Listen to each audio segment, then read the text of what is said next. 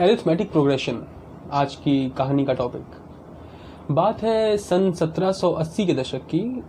Germany के गांव में एक स्कूल था, वहाँ एक टीचर भी थे।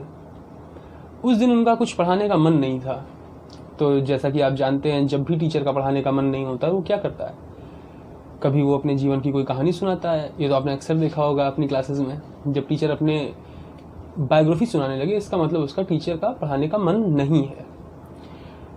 अच्छा, उनका पढ़ाने का मन नहीं था। एक दूसरा केस ये भी होता है जब उसका कहानी सुनाने का भी मन नहीं होता है।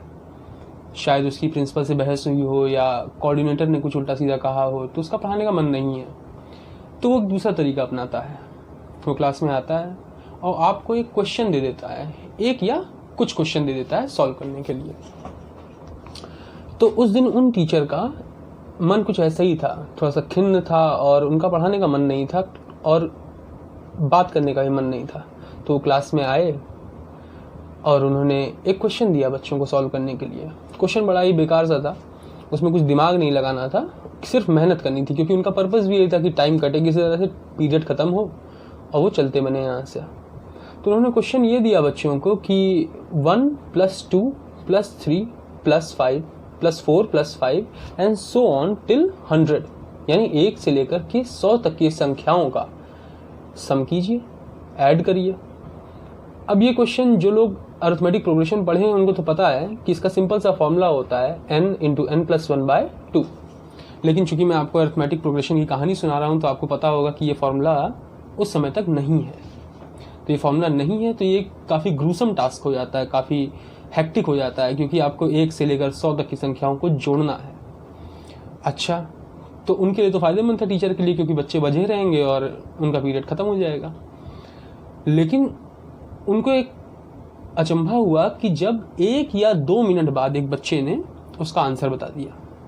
अच्छा, आंसर टीचर को भी नहीं पता है, क्योंकि उनको भी तो वही करके देखना है, 1 से लेकर 100 तक को लगातार जोड़ करके देखना है उनको भी, क्योंकि फॉर्मूला तो उनको भी नहीं पता है, क्योंकि फॉर्मूला तब तक है ही नहीं। अच्छा, तो आंसर था 5050, यानी 5050।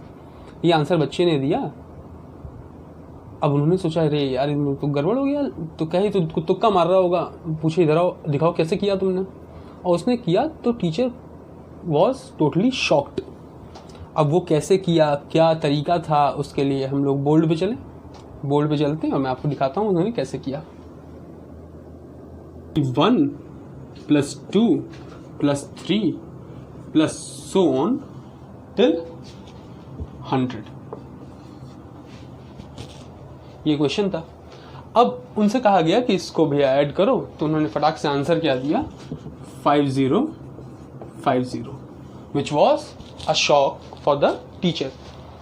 Now what he did, उन्होंने किया क्या। अच्छा, आपको पता है कि फॉर्मूला होता है n + 1/2, जो कि एक AP का बहुत ही आम फॉर्मूला है, लेकिन अभी ये फॉर्मूला आया नहीं एग्जिस्टेंस में, आने वाला है। देखिए कैसे उन्होंने किया क्या। अगर मैं इसको थोड़ा सा क्वेश्चन को थोड़ा सा और सिंप्लीफाइड वर्जन में लिखूं, 1 + 2 + 3 + so on + 98 + 99 + 100 लिख सकते हैं ऐसे, है ना। अब अगर आप ध्यान से देखें तो 1 + 100 की वैल्यू क्या है, क्या वो 101 है। इसी तरह से सेकंड टर्म और सेकंड लास्ट टर्म यानी 2 + 99 की वैल्यू क्या है, क्या वो भी 101 है। उसके बाद 3 + 98, इसकी वैल्यू क्या है, क्या वो भी 101 है। इसका मतलब बेसिकली हर आखिरी और पहले के जो रेस्पेक्टिव टर्म्स हैं उनका वैल्यू कितनी आ रही है, 101।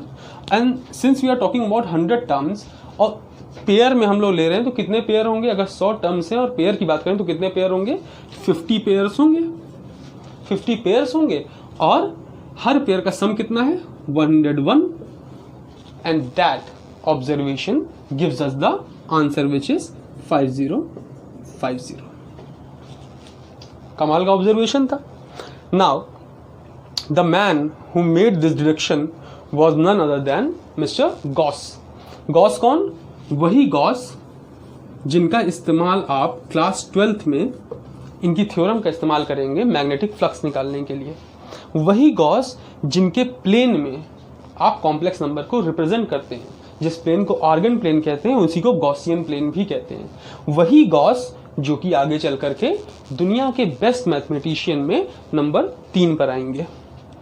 अब ये जो आंसर आया, इसी से ये फॉर्मूला भी आएगा। ये फॉर्मूला भी मैं आपको निकाल के दिखाता हूं 1 सेकेंड में। बजाय 100 टर्म्स के अगर मैं n टर्म्स लूं, 1 + 2 + 3 + so on till n, ठीक है, सेम प्रोसीजर अप्लाई होगा। देखिएगा 1 + 2 + 3 + n से पहले के 2 टर्म भी लिख लेते हैं। अगर n है तो n के पहले का टर्म n-1 होगा और उससे पहले का टर्म n-2 होगा, राइट। अब अगर आप पहले और आखिरी टर्म का सम देखें तो क्या वो n+1 आएगा। दूसरे और सेकंड लास्ट टर्म का सम देखें तो क्या वो भी n+1 आएगा। देखिए n-1 + 2 इज n+1। अगर आप तीसरे और थर्ड लास्ट टर्म का सम देखें तो वो भी n+1 ही आएगा। इसका मतलब सारे फर्स्ट और लास्ट के कंसेक्यूटिव टर्म्स क्या दे रहे हैं, n+1 सम दे रहे हैं। और चूंकि हम लोग n टर्म्स की बात कर रहे हैं, जैसे 100 टर्म्स की जब बात किए थे तो 50 पेयर्स आए थे, वैसे ही यानी आधे पेयर आएंगे जितने भी टर्म्स होंगे। अगर हम n टर्म्स की बात करें तो कितने पेयर्स होंगे, क्या वो n/2 होंगे। और अगर n/2 टर्म्स हैं और हर टर्म 2 टर्म के सम कितना आ रहा है n+1, तो क्या हमारा फॉर्मूला n × n+1 बन जाएगा।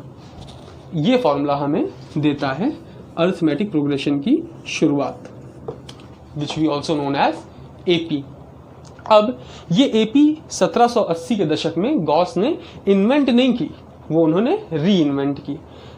सन 499 यानी 499 BC बिफोर क्राइस्ट में आर्यभट्ट ने भी AP की खोज कर ली थी, लेकिन ग्लोबलाइजेशन का समय नहीं था, इस वजह से वो इंडिया में ही रह गई, बाहर नहीं पहुंची। 1780 के दशक में गॉस ने इसे री इन्वेंट किया। Thank you. Hope you find this story good enough to like, share and subscribe. Thank you.